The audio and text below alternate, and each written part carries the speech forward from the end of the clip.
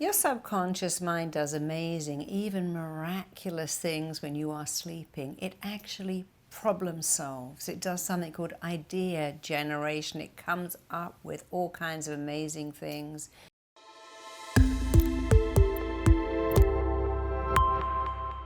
And you can tap into that power when you understand how to specifically dialogue with your mind just before you sleep.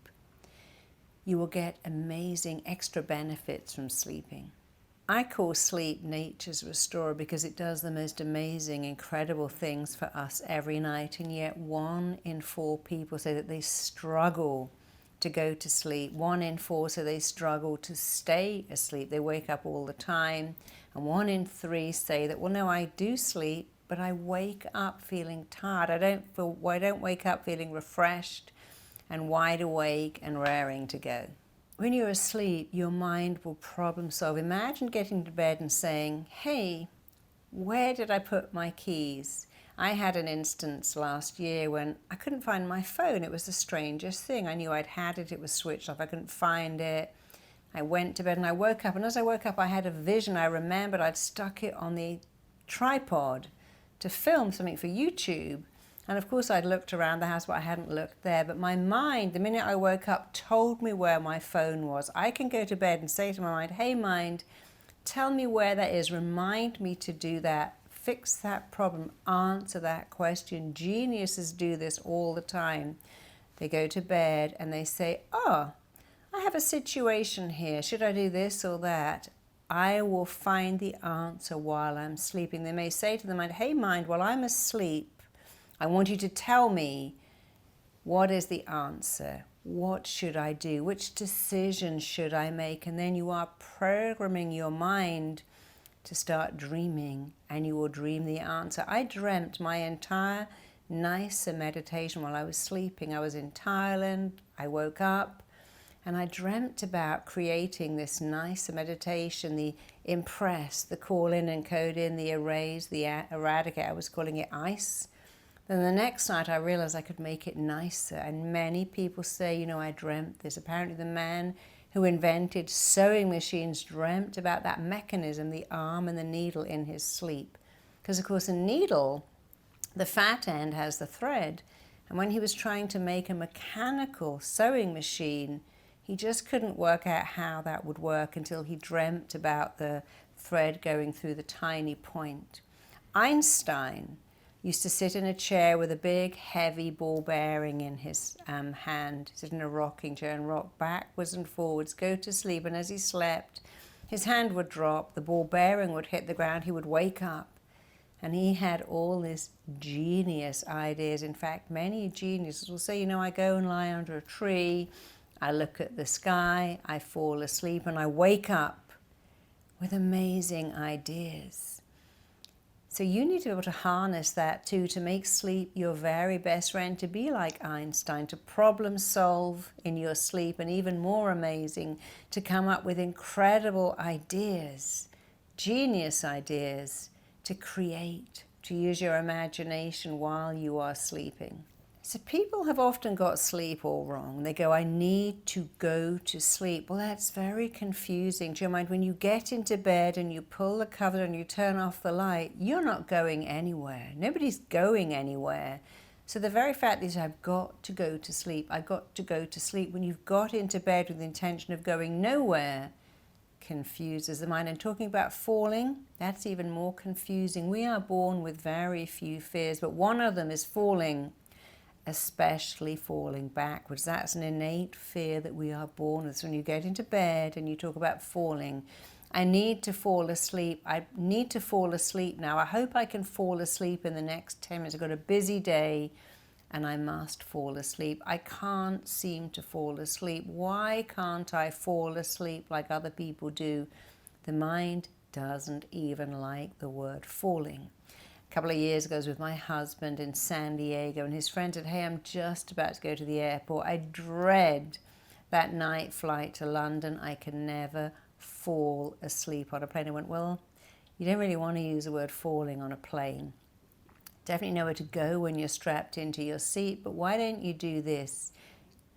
Strap in your seat, make yourself comfortable, and then use these magic words. Sleep is coming to me. Sleep is descending upon me and staying with me for 8 hours. And he called me and went, wow.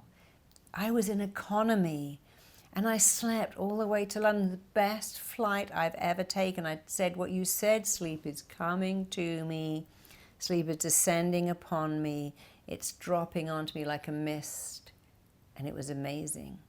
And I do that all the time. I go to bed and I say, sleep is coming to me now. If I have a busy day, if I've just arrived in another country, in a different, if I say to my mind, hey mind, send sleep to me now. I require, I insist on 8 hours sleep. Send sleep to me.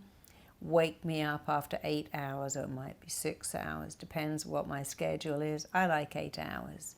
But I don't ask my mind. I don't beg my mind. I command it. I tell it, mind, it's the right time to sleep.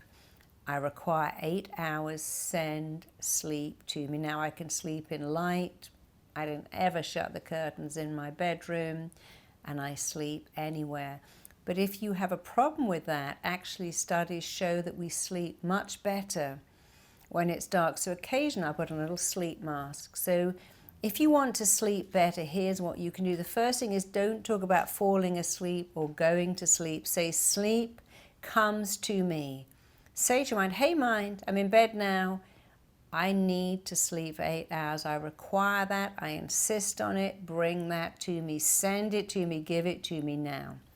Make sure your room is comfortable. The worst thing you can do is drink a big mug of coffee or tea or lots of water. You don't want to be getting up to empty your bladder. So stop that about 3 hours before you sleep.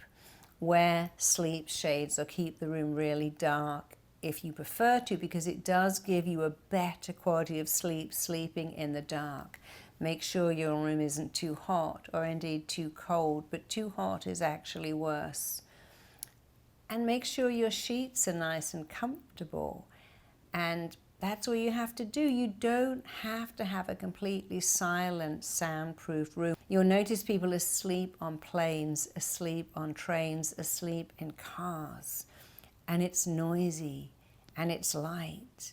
But if you decide to let sleep come to you, to use those words, I'm in my bed, I'm so relaxed, and sleep is descending upon me like a mist, and it's carrying me right through until my required wake-up time in the morning, because that might change. You can say 6 a.m., 8 a.m. It's up to you. Make a decision that as a baby, you could sleep in light. You would drift to sleep in someone's arms. My baby, I found her once in her sandpit, sitting up deeply asleep. I found her once sitting on the bottom step, deeply asleep. Babies can sleep anywhere, whether it's noisy or quiet, hot or cold, light or dark, and so can you. It's a decision. I've decided to reactivate, remanifest, regenerate, and recreate the habits of sleep that I was born with. You were born with perfect habits of sleep. There was no effort required, and you can reactivate them, regenerate them, and remanifest them right now. So remember, sleep is nature's restorer. You have within you the power to enjoy beautiful sleep. One of those people who can sleep on a train, on a plane, in a new country, on a different time zone. You can sleep in light, in dark, with people, alone. Don't allow yourself to say, well, I can't sleep where there's a clock in them. I can't sleep when someone snores. I can't sleep in a new place. You can sleep anywhere when you give yourself the right words. And remember, it's a choice. So if you want to enjoy beautiful, powerful sleep and really get extra benefits from it, go ahead and click the link below so that you can have deeper, smarter sleep all the time. Check out my next video here. Your mind doesn't care if what you tell it is good or bad, right or wrong, healthy or unhealthy. It just believes it. So who likes to have proof that everything I'm saying is true?